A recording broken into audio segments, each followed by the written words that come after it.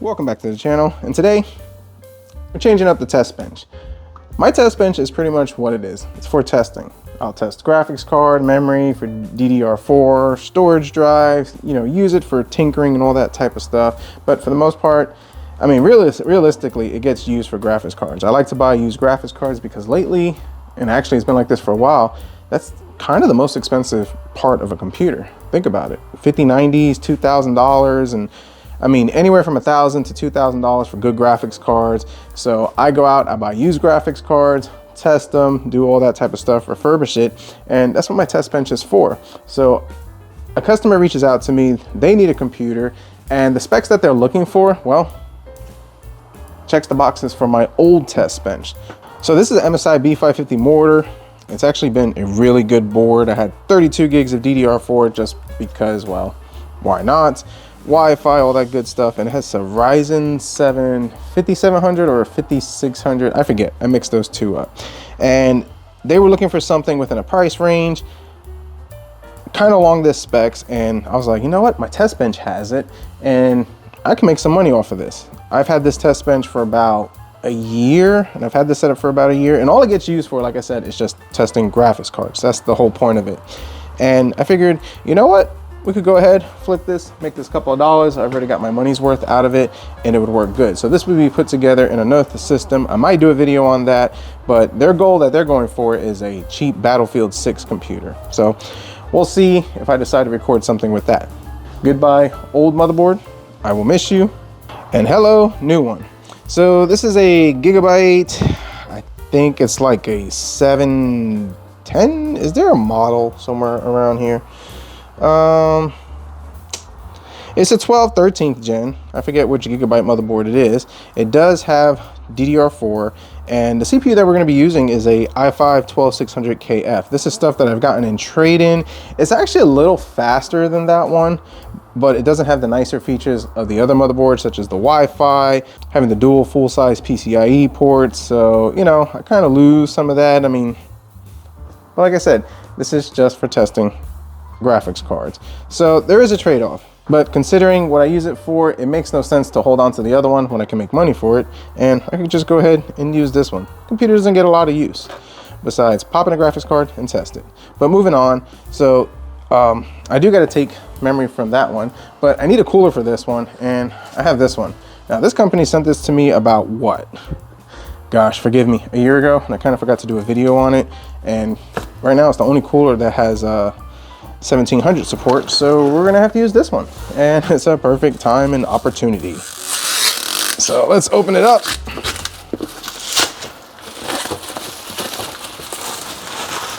Darkrock DT6, 6 heat pipes, PWM. Let's see if it comes with like any cool tools.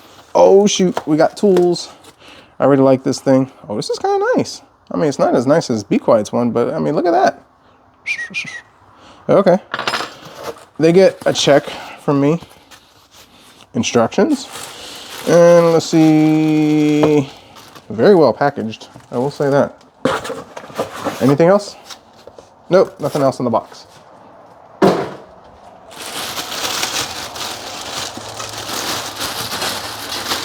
It does feel really light. Weight reduction, I guess. Mounting brackets. Silicone gel, make sure you don't eat that. And let's find out which one is for the good old Intel. Probably the bag that says Intel, if I had to use my skills. This is for AMD, we'll throw that somewhere else. Let's see. Yeah. Instructions. Now for CPU coolers, I typically do have to use instructions. So yeah, I don't know, well, it comes out on the camera, but there's actually the numbers for 1366, 1700, 115X, and 775, and you kind of just snap it in to where it meets up. So I got 1700, and it kind of clicks in right there. I think that's kind of cool and convenient, so I'll take it. And if I would have planned this video ahead of time, I actually would have mounted this on before I put this motherboard on my test bench, but it's okay. Let's see.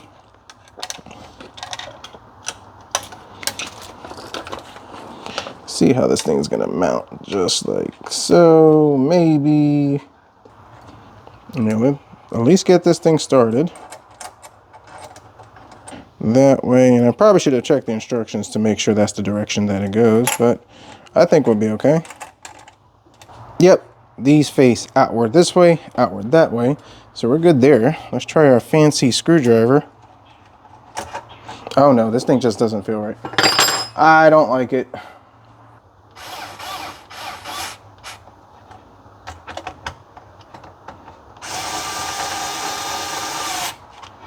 I am going to use the thermal paste that it came with.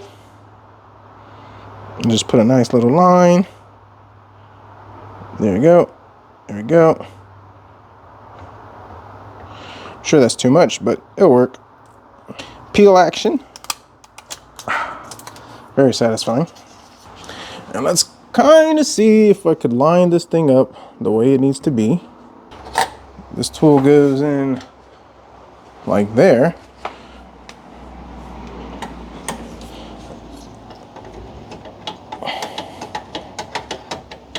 Okay, let's go back and forth.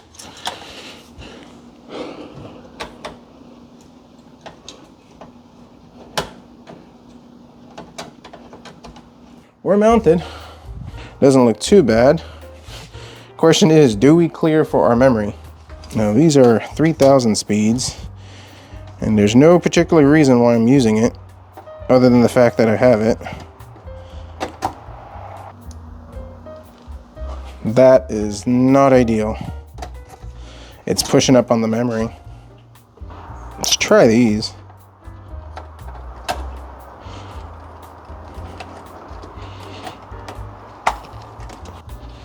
I mean, it does clear, it doesn't touch.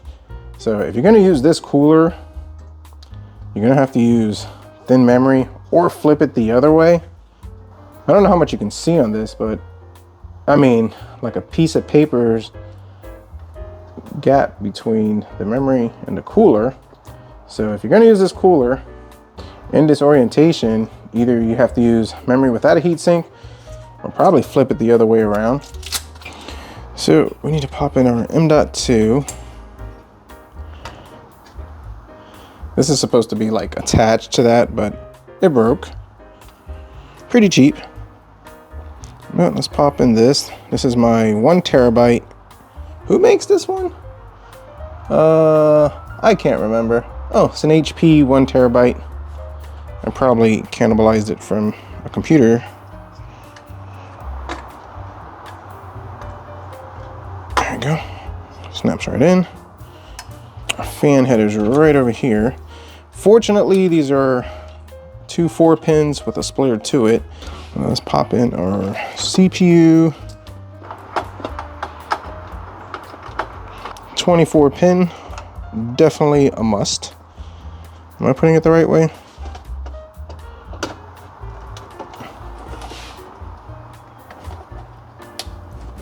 Moving along, we need our power switch button, which I think is right over here. Perfect. And because this is the KF, it doesn't have the graphics, so trusty GT 1030 to the rescue. Fire in the hole.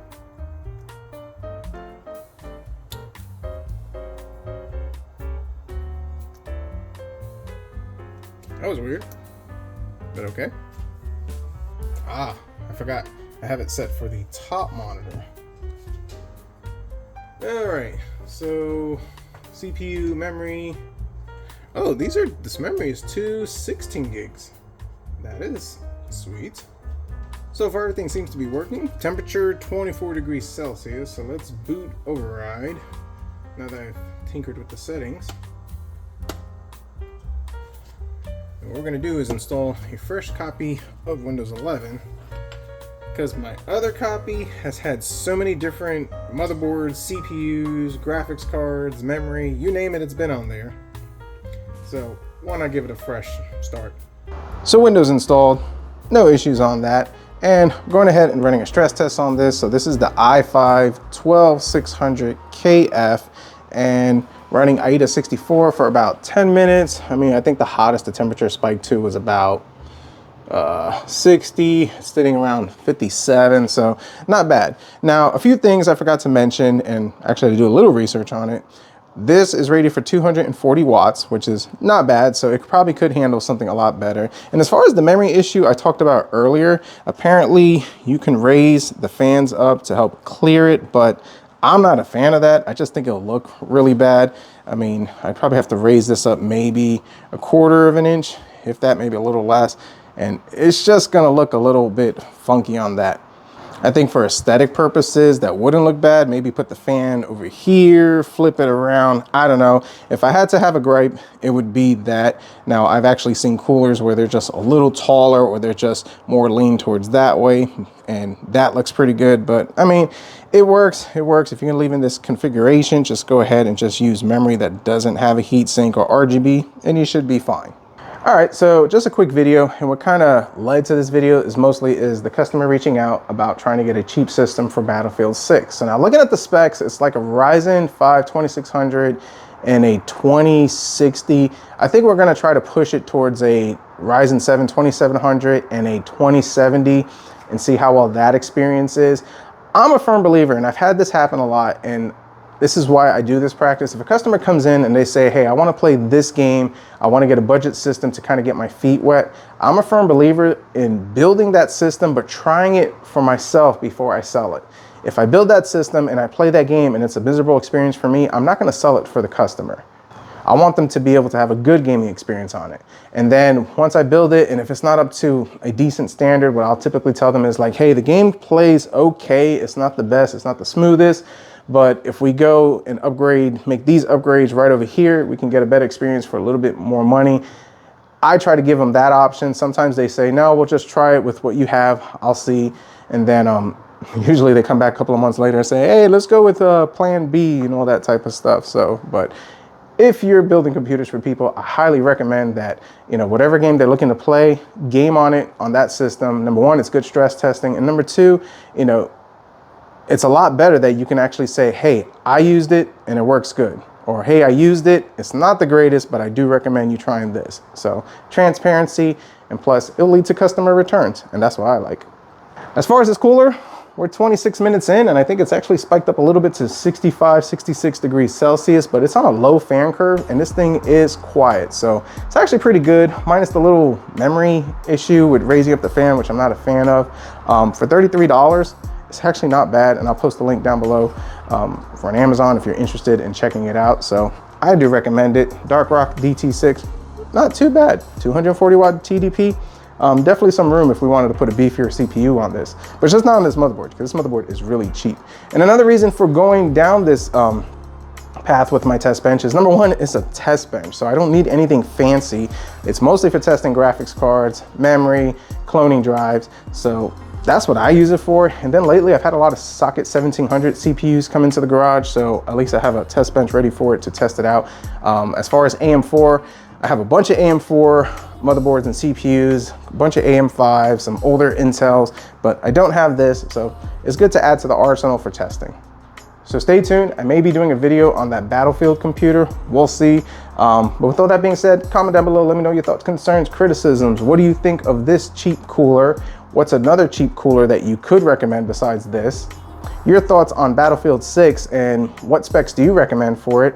And do you take your old test bench or old equipment, build a cheap computer, move it forward, and use the profits to kind of upgrade to something better? If you like this video, definitely hit the like button, subscribe if you're not, and as always, we'll see what we come up with next.